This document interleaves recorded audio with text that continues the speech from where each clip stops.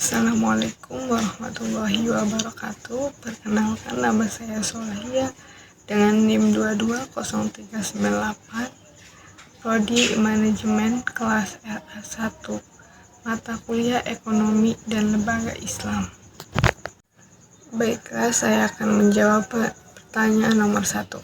Bagi hasil dalam ekonomi syariah menciptakan keterkaitan antara pemodal dan pelaku usaha dalam pembiayaan konsumsi. Ini mendorong keadaan dan resiko bersama dalam persaingan ekonomi atau bisnis. Bagi hasil dapat meningkatkan semangat kerjasama dan tanggung jawab. Jika terjadi kerugian, solusi dalam konsep bagi hasil melibatkan pembagian risiko antara pemberi modal dan pelaku usaha. Kerugian dapat dibagi proporsional sesuai kesepakatan awal. Prinsip syariah menekankan keadilan dalam membagi hasil, sehingga solusi yang ditawarkan lebih bersifat kooperatif daripada konvensional. Nomor 2. Pandangan tentang investasi dalam ekonomi syariah menekankan pada prinsip keadilan, transparan, dan keberlanjutan. Investasi syariah harus mematuhi hukum Islam seperti larangan riba, perjudian, dan kegiatan yang dianggap merugikan masyarakat. Investasi yang sesuai dengan ekonomi syariah melibatkan sektor yang dianggap halal, seperti industri halal, keuangan, teknologi, dan energi bersih. Saham syariah, obligasi syariah, dan reksadana syariah adalah beberapa instrumen investasi yang sesuai dengan prinsip-prinsip ekonomi syariah.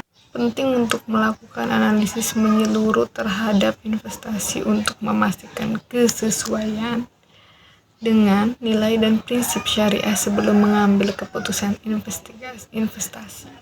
Hukum syari akad merupakan perjanjian yang melibatkan kesepakatan antara pihak-pihak yang terlibat, namun terdapat perbedaan prinsip dan norma dalam proses pelaksanaan akad di kedua sistem hukum tersebut. Dalam hukum nasional, akad lebih cenderung diatur oleh perundang-undangan positif dan norma-norma hukum yang bersifat sekuler. Penekanannya pada prinsip kebebasan berkontrak dan pelaksananya sesuai dengan ketentuan hukum yang berlaku. Sementara itu, dalam hukum syariah akan lebih terikat dengan prinsip-prinsip Islam dan norma-norma etika. Proses mencakup persetujuan pihak yang terlibat, ketentuan yang sesuai dengan ajaran Islam, dan kepatuhan terhadap prinsip keadilan dan kesejahteraan masyarakat.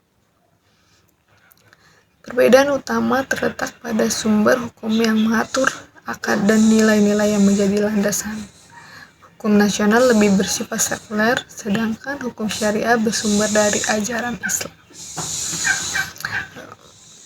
Nomor 4. Dewan Syariah Nasional atau biasa disebut dengan DSN di Indonesia memiliki peran dan kedudukan yang penting dalam mengawasi dan memberikan panduan syariah bagi lembaga-lembaga keuangan Islam seperti perbankan syariah, asuransi syariah, dan pasar modal syariah.